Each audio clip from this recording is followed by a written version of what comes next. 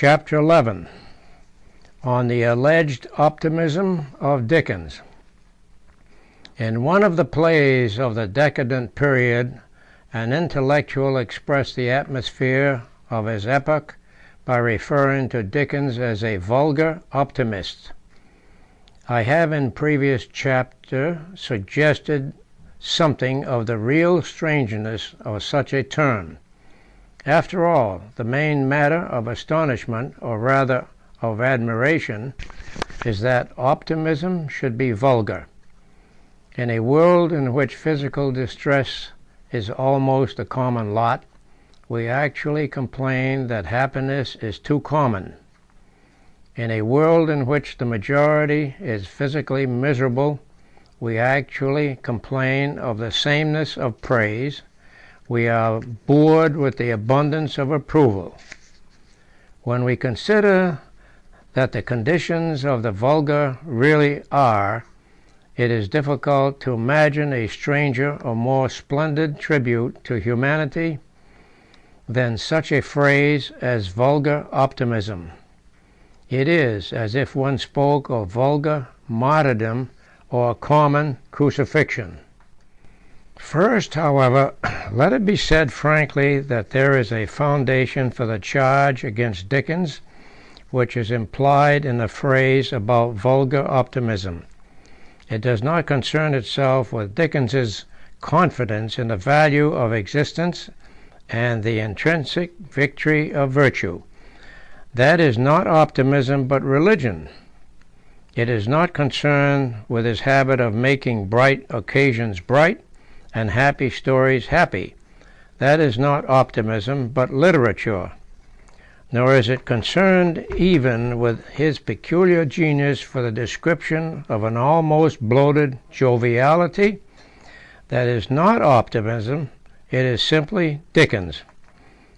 With all these higher variations of optimism I deal elsewhere, but over and above all these, there is a real sense in which Dickens laid himself open to the accusation of a vulgar optimism, and I desire to put the admission of this first before the discussion that follows. Dickens did have a disposition to make his characters at all costs happy, or, to speak more strictly, he had a disposition to make them comfortable rather than happy. He had a sort of literary hospitality. He too often treated his characters as if they were his guests. From a host is always expected, and always ought to be expected, as long as human civilization is healthy, a strictly physical benevolence, if you will, a kind of coarse benevolence. Food and fire and such things should always be the symbols of the man entertaining men, because they are things which all men, beyond question, have in common. But something more than this is needed from a man who is imagining and making men, the artist, the man who is not receiving men, but rather sending them forth. As I shall remark in a moment in the matter of the Dickens villains, it is not true that he made every one thus at home, but he did do it in a certain wide class of incongruous characters. He did it to all who had been in any way unfortunate. It had needed its origin, a very beautiful origin, in his realization of how much a little pleasure was to such people. He knew well that the greatest happiness that had been known since Eden is the happiness of the unhappy. So far he is admirable, and as long as he was describing the ecstasy of the poor, the borderland between pain and pleasure, he was at his highest. Nothing that has ever been written about the human delights, no earthly paradise, no utopia, has ever come so near the quick nerve of happiness as his descriptions of the rare extravagances of the poor, such as admirable description, for instance, as that of Kit Nubbles taking his family to the theatre. For he seizes on the real source of the whole pleasure, a holy fear. Kit tells the waiter to bring the beer, and the waiter, instead of saying, "Did you address that language to me?" said, "Pot of beer, sir." "Yes, sir."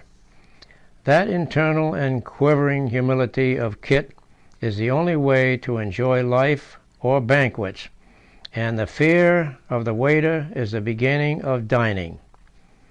People in this mood take their pleasures sadly, which is the only way of taking them at all. So far Dickens is supremely right. As long as he was dealing with such penury and such festivity, his touch was almost invariably sure. But when he came to more difficult cases, to people who for one reason or another could not be cured with one good dinner, he did develop this other evil, this genuinely vulgar optimism of which I speak. And the mark of it is this, that he gave the characters a comfort that had no especial connection with themselves. He threw comfort at them like alms. There are cases at the end of his stories in which his kindness to his characters is a careless and insolent kindness. He loses his real charity and adopts the charity of the charity organization society, the charity that is not kind, the charity that is puffed up and that does behave itself unseemly. At the end of some of his stories, he deals out his characters a kind of outdoor relief. I will give you two instances. The whole meaning of the character of Mr. Micawber is that a man can be always almost rich by constantly expecting riches. The lesson is a really important one in our sweeping modern sociology. We talk of the man whose life is a failure, but Micawber's life never is a failure because it is always a crisis.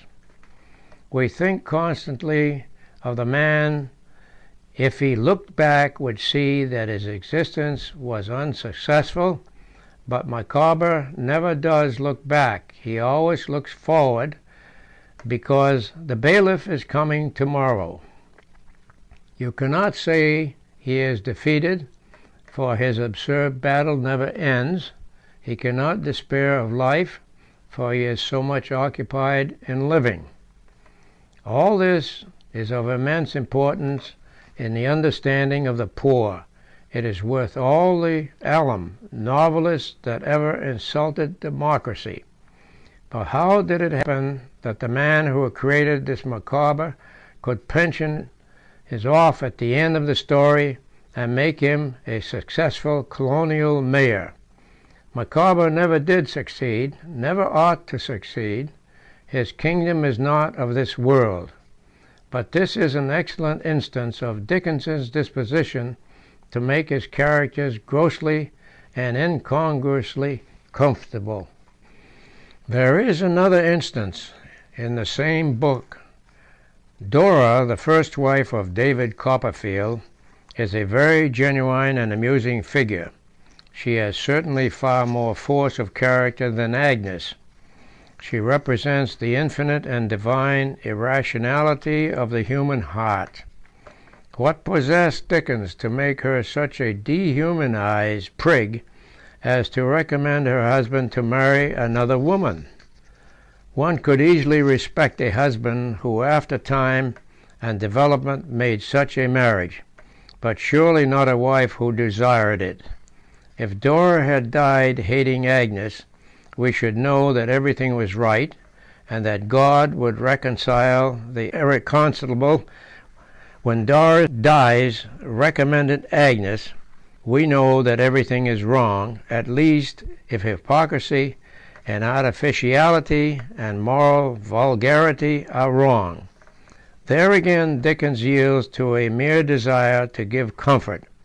He wishes to pile up pillows around Dora, and he smothers her with them like Othello. This is the real vulgar optimism of Dickens. It does exist, and I have deliberately put it first. Let us admit that Dickens's mind was far too much filled with pictures of satisfaction and coziness and repose. Let us admit that he thought principally of the pressures of the oppressed classes. Let us admit that it hardly cost him any artistic pang to make out human beings as such happier than they are. Let us admit all this, and a curious fact remains. For it was this too easily contented Dickens, this man with cushions at his back and, it sometimes seems, cotton wool in his ears, it was this happy dreamer, this vulgar optimist, who alone of modern writers did really destroy some of the wrongs he hated and bring about some of the reforms he desired. Dickens did help to pull down the debtors' prisons, and if he was too much of an optimist, he was quite enough of a destroyer.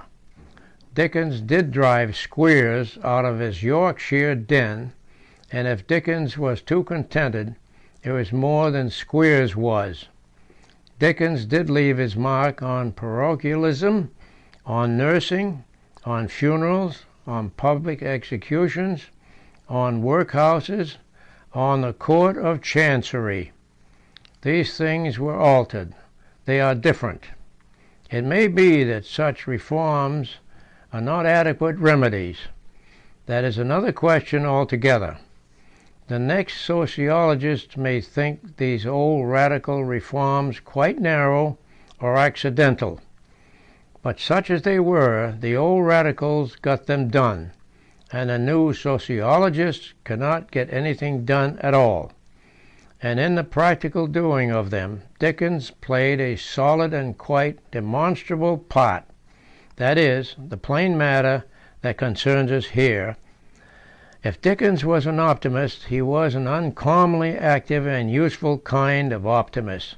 If Dickens was a sentimentalist, he was a very practical sentimentalist. And the reason of this is one that goes deep into Dickens's social reform, and like every other real and desirable thing, involves a kind of mystical contradiction. If we are to save the oppressed, we must have two apparently antagonistic emotions in us at the same time. We must think the oppressed man intensely miserable, and at the same time intensely attractive and important. We must insist that violence upon his degradation. We must insist with the same violence upon his dignity. For if we relax by 1 inch the one assertion, men will say he does not need saving, and if we relax by 1 inch the other assertion, men will say he is not worth saving. The optimist will say that reform is needless. The pessimist will say that reform is hopeless. We must apply both simultaneously to the same oppressed man. We must say that he is a worm and a god, and we must thus lay ourselves open to the accusation or the compliment of transcendentalism. This is, indeed, the strongest argument for the religious conception of life. If the dignity of man is an earthly dignity, we shall be tempted to deny his earthly degradation. If it is a heavenly dignity, we can admit the earthly degradation with all the candour of Zola. If we are idealists about the other world, we can be realists about this world. But that is not here the point. What is quite evident is that if a logical praise of the poor man is pushed too far, and if a logical distress about him is pushed too far, either will improve wreckage to the central paradox of reform. If a poor man is made too admirable, he ceases to be pitiable. If the poor man is made too pitiable, he becomes merely contemptible. There is a school of smug optimists who will deny that he is a poor man. There is a school of scientific pessimists who will deny that he is a man. Out of this perennial contradiction arises the fact that there are always two types of the reformer. The first we may call for convenience the pessimistic, the second the optimistic reformer. One dwells upon the fact that souls are being lost, the other dwells upon the fact that they are worth saving. Both, of course, are, so far as that is concerned, quite right, but they naturally tend to a difference of method, and sometimes to a difference of perception. The pessimistic reformer points out the good elements that oppression has destroyed.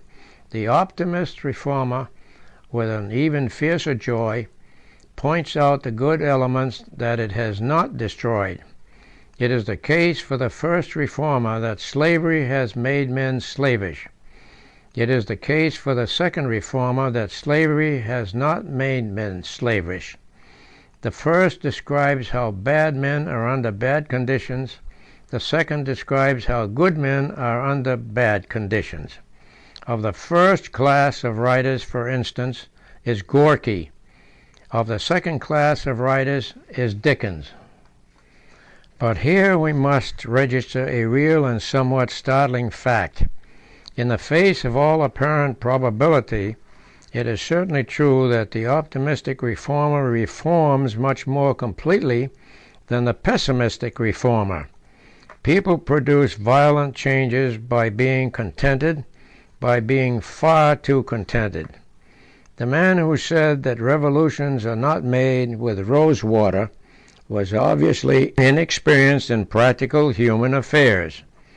Men like Rousseau and Shelley do make revolutions, and do make them with rose water, that is, with a too rosy and sentimental view of human goodness. Figures that come before and create convulsions and change, for instance, the central figure of the New Testament, always have the air of walking in an unnatural sweetness and calm.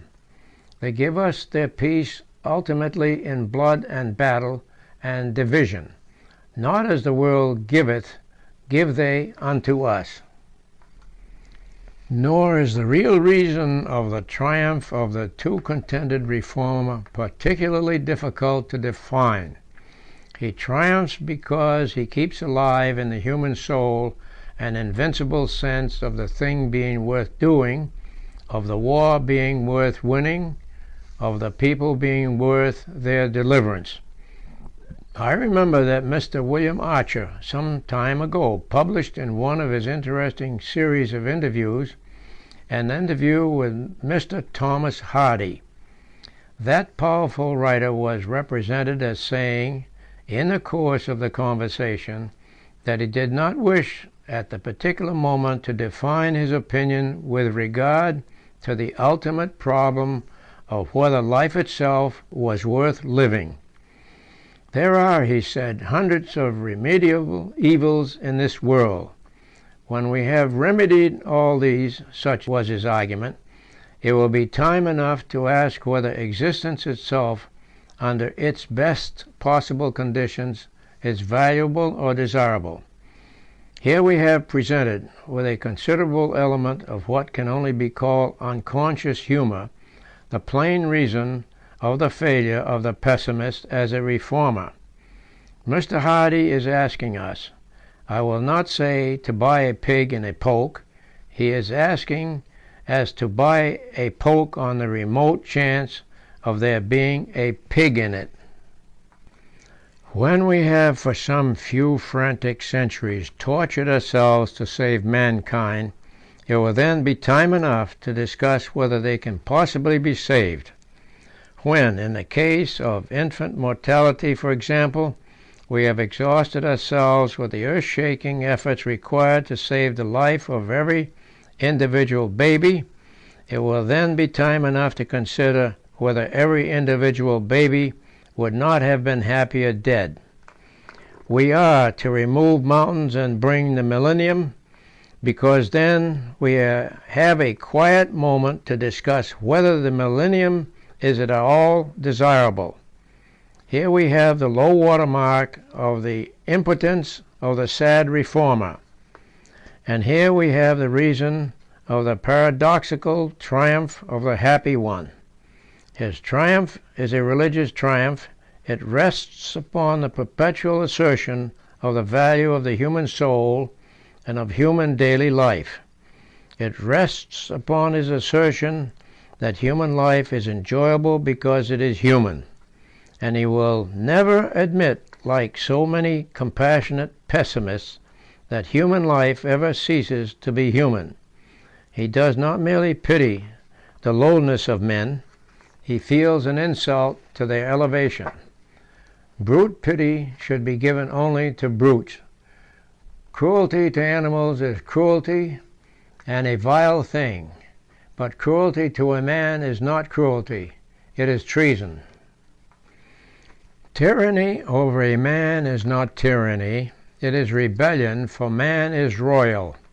Now, the practical weakness of the vast mass of modern pity for the poor and the oppressed is precisely that it is merely pity. The pity is pitiful, but not respectful. Men feel that the cruelty to the poor is a kind of cruelty to animals. They never feel that it is justice to equals, nay, it is treachery to comrades. This dark scientific pity, this brutal pity, has an element in sincerity of its own, but it is entirely useless for all ends of social reform. Democracy swept Europe with a sabre when it was founded upon the rights of man. It has done literally nothing at all since it has been founded only upon the wrongs of man. Or, more strictly speaking, its recent failure has been due to its not admitting the existence of any rights or wrongs, or indeed of any humanity. Evolution, the sinister minister of revolution, does not especially deny the existence of God. What it does deny is the existence of man, and all the despair about the poor and the cold and repugnant pity for them. It has largely due to the vague sense that they have literally relapsed into the state of the lower animals. A writer sufficiently typical of recent revolutionism, Gorky, has called one of his books by the eerie and effective title, Creatures That Once Were Man. That title explains the whole failure of the Russian Revolution, and the reason why the English writers, such as Dickens, did with all their limitations achieve so many of the actual things at which they aimed, was that they could not possibly have put such a title upon a human book. Dickens really helped the unfortunate in the matters to which he set himself, and the reason is that across all his books and sketches about the unfortunate might be written the common title, Creatures That Still Are Men. There does exist, then, this strange optimistic reformer, the man whose work begins with approval and ends with earthquake. Jesus Christ was destined to found a faith which made the rich poorer and the poor rich, but even when he was going to enrich them, he began with the phrase, "Blessed are the poor." The Gissings and the Gorkys say, as a universal literary motto, "Cursed are the poor." Among a million who have faintly followed Christ in this divine contradiction, Dickens stands out especially. He said in all his reforming utterances, "Cure poverty," but he said in all his actual descriptions, "Blessed are the poor." He described their happiness, and men rushed to remove their sorrow. He described them as human, and men resented the insults to their humanity. It is not difficult to see why, as I said at an earlier stage of this book, Dickens's denunciations have had so much more practical an effect than the denunciations of such a man as Gissing. Both agreed that the souls of the people were in a kind of prison, but Gissing said that the prison was full of dead souls. Dickens said that the prison was full of living souls, and the fiery cavalcade of rescuers felt that they had not come too late. Of this general fact about Dickens's descriptions of poverty, there will not, I suppose, be any serious dispute. The dispute will only be about the truth of these descriptions. It is clear that whereas Gissing would say, "See how their poverty depresses the Smiths or the Browns," Dickens says, "See how little, after all, their poverty can depress the Cratchits." No one will deny that he made a special feature of the poor. We will come to the discussion of the veracity of these scenes in a moment. It is here sufficient to register in conclusion of our examination of the reforming optimist that Dickens certainly was such an optimist, and that he made it his business to insist upon what happiness there is in the lives of the unhappy. His poor man is always a Mark Tapley, a man the optimism of whose spirit increases, if anything, with the pessimism of his experience. It can also be registered as a fact equally solid and quite equally demonstrable that this optimistic Dickens did effect great reforms. The reforms in which Dickens was instrumental were indeed, from the point of view of our sweeping social panaceas, special and limited. But perhaps for that reason especially they afford a compact and concrete instance of the psychological paradox of which we speak.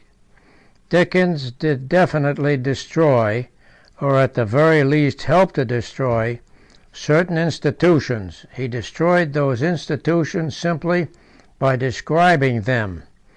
But the crux and peculiarity of the whole matter is this, that in a sense, it can really be said that he described these things too optimistically, and in a real sense, he described Dotheboys Hall as a better place than it is. In a real sense, he made out the workhouse as a pleasanter place than it can ever be. For the chief glory of Dickens is that he made these places interesting, and the chief infamy of England is that it has made these places dull.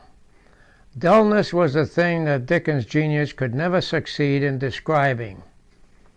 His vitality was so violent that he could not introduce into his books the genuine impression even of a moment of monotony. If there is anywhere in his novels an instant of silence, we only hear more clearly the hero whispering with the heroine, the villain sharpening his dagger, or the creaking of the machinery that is to give out the god from the machine. He could splendidly describe gloomy places, but he could not describe dreary places. He could describe miserable marriages, but not monotonous marriages. It must have been genuinely entertaining to be married to Mr. Quilp.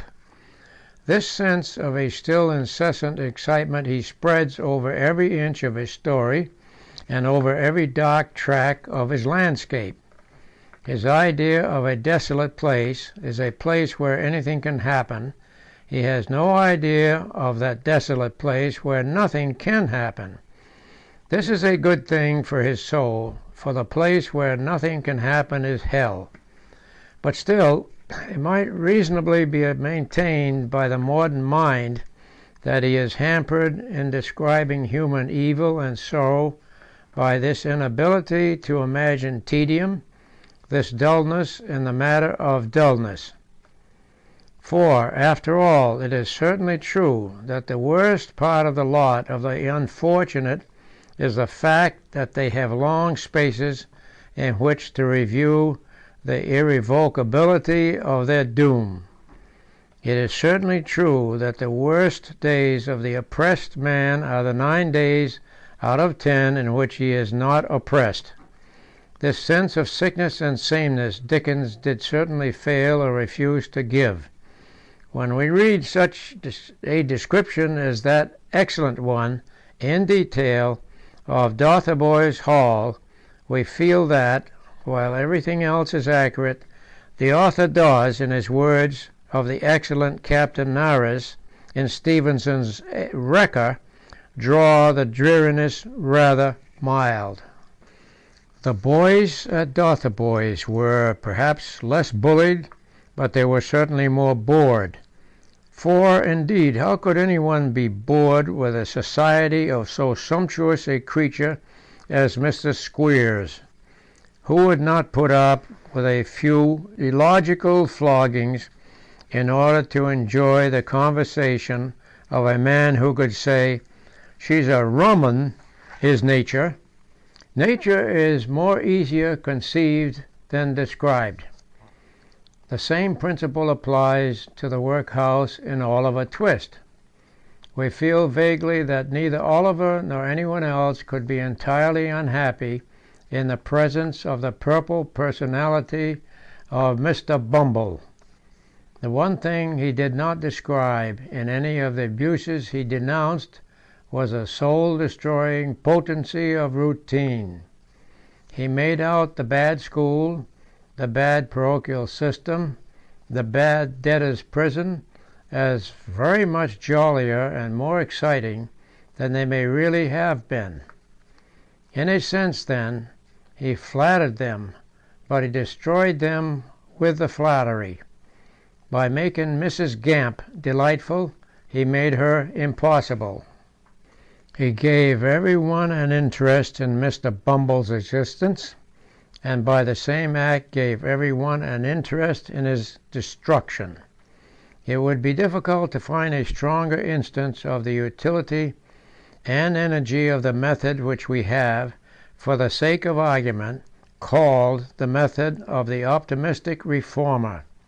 As long as low Yorkshire schools were entirely colourless and dreary, they continued quietly tolerated by the public and quietly intolerable to the victims. So long as Squeers was dull as well as cruel, he was permitted. The moment he became amusing as well as cruel, he was destroyed. As long as Bumble was merely inhuman, he was allowed. When he became human, humanity wiped him right out. For in order to do these great acts of justice, we must always realize not only the humanity of the oppressed, but even the humanity of the oppressor. The satirist had, in a sense, to create the images in the mind before, as an iconoclast, he could destroy them. Dickens had to make Squeers live before he could make him die. In connection with the accusation of vulgar optimism, which I have taken as a text for this chapter, there is another somewhat odd thing to notice. Nobody in the world was ever less optimistic than Dickens in his treatment of evil or the evil man. When I say optimist in this matter, I mean optimism in the modern sense of an attempt to whitewash evil. Nobody ever made less attempt to whitewash evil than Dickens.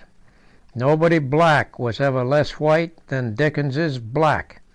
He painted his villains and lost characters more black than they really are. He crowds his stories with a kind of villain rare in modern fiction, the villain really without any redeeming point. There is no redeeming point in Squeers, or in Monks, or in Ralph Nickleby, or in Bill Sykes, or in Quilp, or in Brass, or in Mr. Chester, or in Mr. Peckiniff, or in Jonas Chuzzlewit, or in Cracker, or in Uriah Heep, or in Blandois, or in 100 more. So far as the balance of good and evil in human characters is concerned, Dickens certainly could not be called a vulgar optimist. His emphasis on evil was melodramatic. He might be called a vulgar pessimist. Some will dismiss this lurid villainy as a detail of his artificial romance. I am not inclined to do so. He inherited undoubtedly this unqualified villain, as he inherited so many other things from the whole history of European literature. But he breathed into the blackguard a peculiar and vigorous life of his own. He did not show any tendency to modify his blackguardism in accordance with the increasing considerateness of the age. He did not seem to wish to make his villain less villainous. He did not wish to imitate the analysis of George Eliot or the reverent scepticism of Thackeray. And all this works back, I think, to a real thing in him, that he wished to have an obstreperous and incalculable enemy. He wished to keep alive the idea of combat, which means of necessity a combat against something individual and alive. I do not know whether, in the kindly rationalism of his epoch, he kept any belief in a personal devil in his theology, but he certainly created a personal devil in every one of his books. A good example of my meaning can be found, for instance, in such a character as Quilp. Dickens may, for all I know, have had originally some idea of describing Quilp as the bitter and unhappy cripple, a deformity whose mind is stunted along with his body. But if he had such an idea, he soon abandoned it. Quilp is not in the least unhappy. His whole picturesqueness consists in the fact that he has a kind of hellish happiness, an atrocious hilarity that makes him go bounding about like an Indian rubber ball.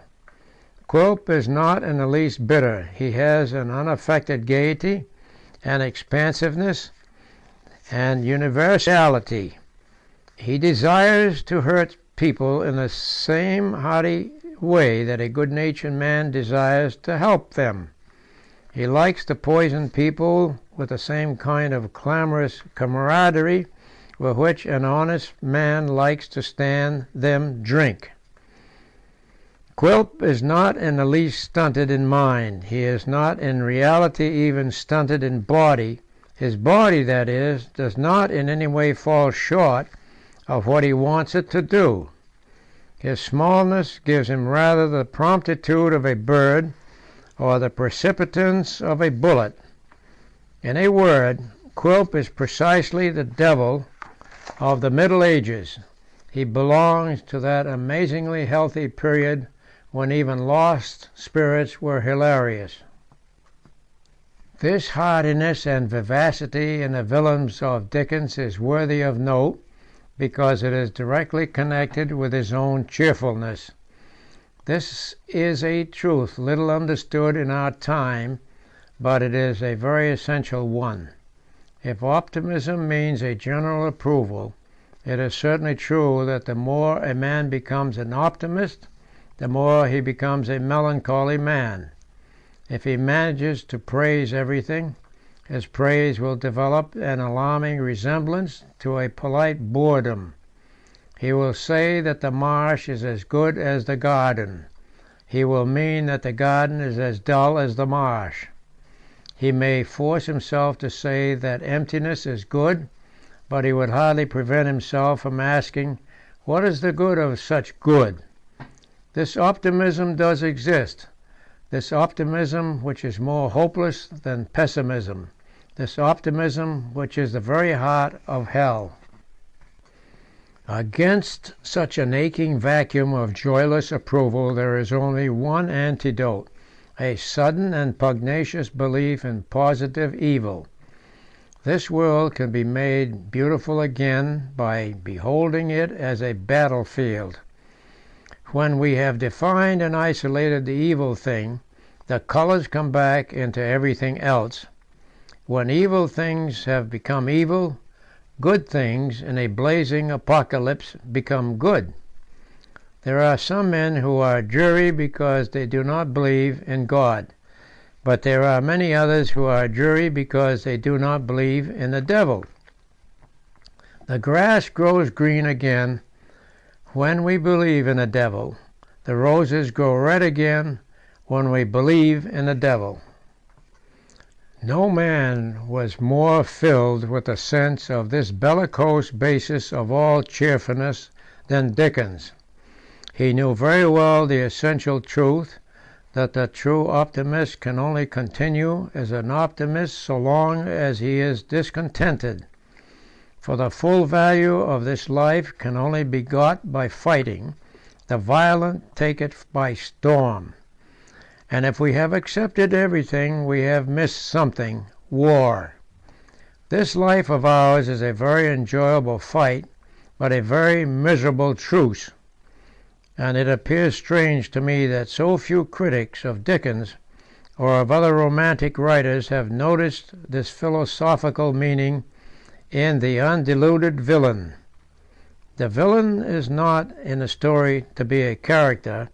He is there to be a danger, a ceaseless, ruthless, and uncompromising menace, like that of wild beasts of the sea. For the full satisfaction of the sense of combat, which everywhere and always involves a sense of equality, it is necessary to make the evil thing a man. But it is not always necessary, it is not even always artistic, to make him a mixed and probable man. In any tale, the tone of which is at all symbolic, he may quite legitimately be made an aboriginal and infernal energy. He must be a man only in the sense that he must have a wit and will to be matched with the wit and will of the man chiefly fighting. The evil may be inhuman, but it must not be impersonal, which is almost exactly the opposite occupied by Satan in the theological scheme. But when all is said, as I have remarked before, the chief fountain in Dickens of what I have called cheerfulness, and some prefer to call optimism, is something deeper than a verbal philosophy. It is, after all, an incomparable hunger and pleasure for the vitality and the variety, for the infinite eccentricity of existence. And this word eccentricity brings us perhaps nearer to the matter than any other. It is perhaps the strongest mark of the divinity of man that he talks of this world as a strange world, though he has seen no other. We feel that all there is eccentric, though we do not know what is the centre. This sentiment of the grotesqueness of the universe ran through Dickens's brain and body like the mad blood of the elves. He saw all his streets in fantastic perspectives. He saw all his Cockney villas as top-heavy and wild. He saw every man's nose twice as big as it was, and every man's eyes like saucers. And this was the basis of his gaiety, the only real basis of any philosophical gaiety. This world is not to be justified as it is justified by the mechanical optimists. It is not to be justified as the best of all possible worlds. Its merit is not that it is orderly and explicable. Its merit is that it is wild and utterly unexplained. Its merit is precisely that none of us could have conceived such a thing, that we should have rejected the bare idea of it as miracle and unreason. It is the best of all impossible worlds. End of chapter 11.